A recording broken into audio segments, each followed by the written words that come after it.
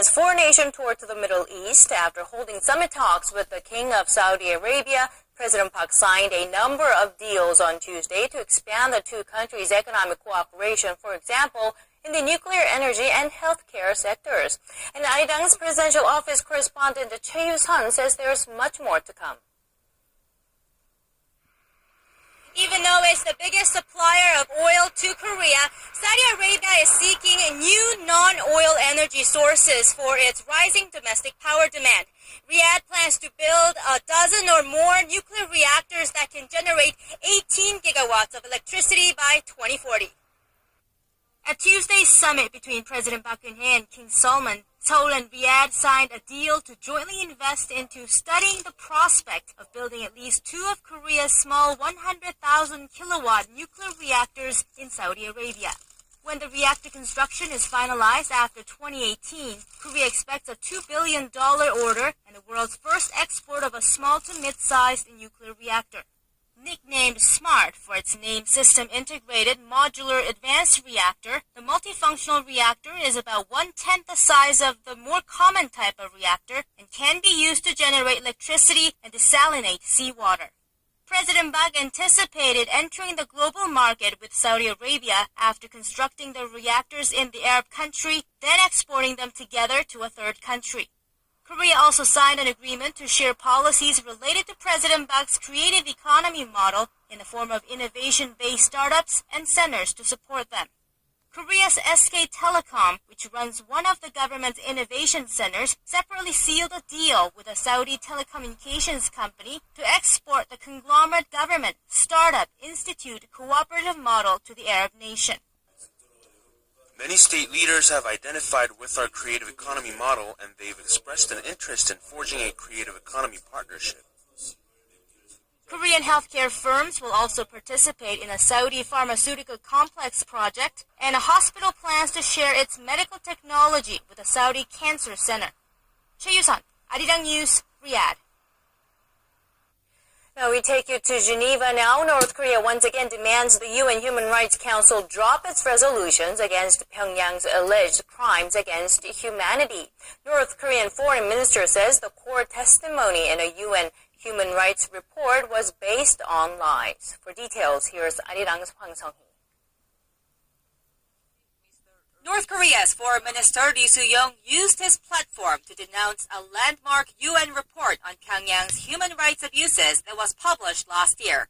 Addressing the UN Human Rights Council in Geneva on Tuesday, Lee called for the resolutions based on the report to be revoked immediately, since the core testimonies have been proven to be false.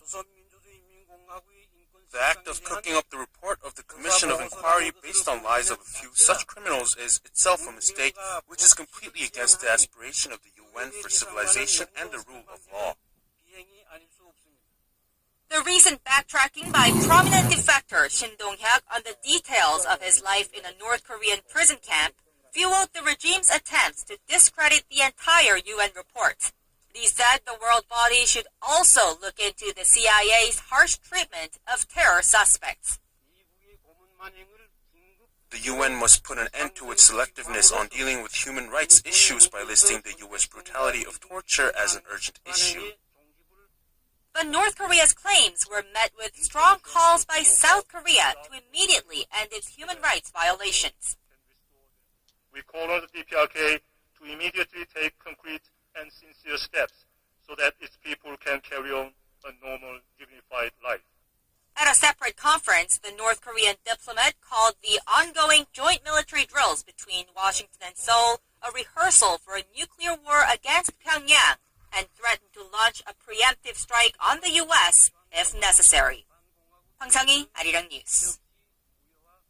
In the meantime, Director of U.S. National Intelligence James Clapper says he is confident that North Korea and North Korea alone was the culprit behind the devastating cyber attack on Sony Pictures last year. This was during an interview with the U.S. network PBS on Tuesday, where he also reiterated that countering cyber threats is Washington's top priority in terms of national security. Clapper, who flew to Pyongyang in November to secure The release of 2 American detainees also said he doesn't see change on the horizon for North Korea, although he did feel a slight optimism from the young people he saw there. And back here in South Korea, a much contested bill aimed at rooting out corruption passed the parliamentary hurdle yesterday, but critics are already raising concerns that the law's broad scope may make the legislation unconstitutional. Ji Myung-gil explains. A sweeping anti-corruption law will go into effect starting as early as September of next year, after an 18-month grace period. Under the new law, a person who receives money or gifts worth more than 1 million won or $912 million as a bribe for a favor is subject to up to 3 years in prison or a fine of up to 5 times the value of the money or gifts received. But critics are already calling for revisions. One problem, they say, is that a person can be charged under both the anti-corruption law and criminal law. Another problem is that the law does not have a clause that enables the punishment of those who asked for the favors or contributed the bribes. The spouses of public officials are also subject to the law. Law experts say this is a form of collective punishment which is banned by the Constitution. The law also strengthens the power of the prosecution, which has already been criticized for abusing its investigative power. The prosecution is often questioned about its motives for investigations into politicians or CEOs. Experts say that the new law could make it easier for prosecutors to exploit their authority. Law enforcement officials could also use the law to investigate individuals or the media if they are seen as going against the government. Some lawmakers have also raised concerns that the law is unfair because it does not include civic groups, which are seen as the largest interest groups in society.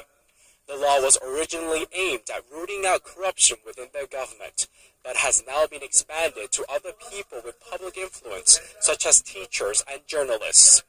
The legal community has expressed concerns that the law is so broad and ambiguous that anyone could become the target of a criminal investigation.